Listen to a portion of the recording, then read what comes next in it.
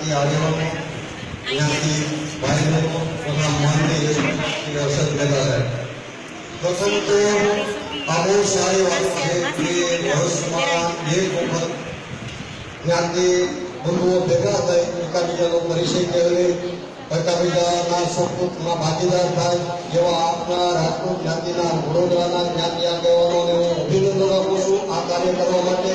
તદુપરાંત મારું તથા એસપી શ્રી હર્ષદ મહેતા સાહેબનું જે સ્વાગત કર્યું, જે અમને કર્યું, એમાં અમે તમારી નોકરીના ભાગરૂપે આવ્યા છે છતાં પણ જે અમને આવકાર્યા છે એના બદલ હું જ્ઞાતિ આગેવાનો તથા જ્ઞાતિ બંધુઓનો ખૂબ ખૂબ આભાર માનું છું.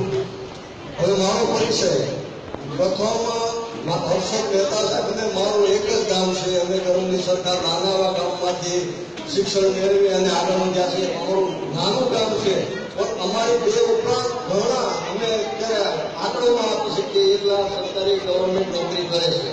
એટલે જોકે અમારા સંસ્કારો ગામના સંસ્કારો બહુ સારી વાત છે.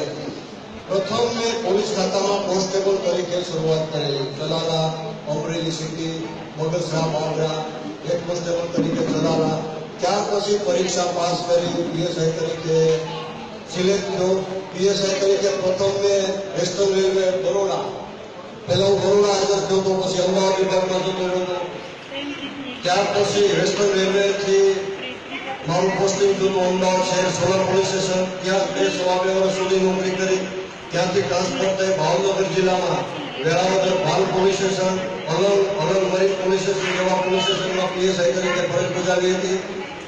અને ભાવનગર જિલ્લાથી પ્રમોશન લઈ અને અમદાવાદ શહેરમાં પીઆઈ તરીકે આવ્યો હતો અને પોલીસ ઇન્સ્પેક્ટર તરીકે સેટેલાઇટ જેવા સારા પોલીસ સ્ટેશનમાં સિનિયર પીઆઈ તરીકે મેં ફરજ બજાવી. ત્યાંથી ટ્રાન્સફર ચૂંટણીને કારણે ટ્રાન્સફર જામનગરમાં થઈ. જામનગર ટ્રાફિક પીઆઈ તરીકે ફરજ બજાવી અને છેલ્લે 15/5ના રોજ બરોડા હાજર થયો છું. બરોડા એન્ટી કરપ્શન બ્યુરો ગ્રામ્ય પીઆઈ તરીકે ફરજ બજાવું છું.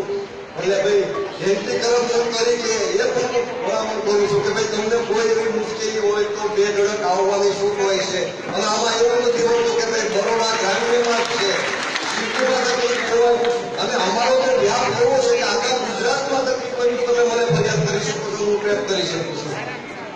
પણ ખરેખર બીજું સારું કારણ હોય. રાજદ્વેષ ઘણી વખત અમે જોઈ છીએ, રાજદ્વેષથી પણ ટેપ થતી હોય એવું નહીં વિચારતા, પણ ખરેખર મુશ્કેલી હોય તો 2 ધડક આવજો અને ફરી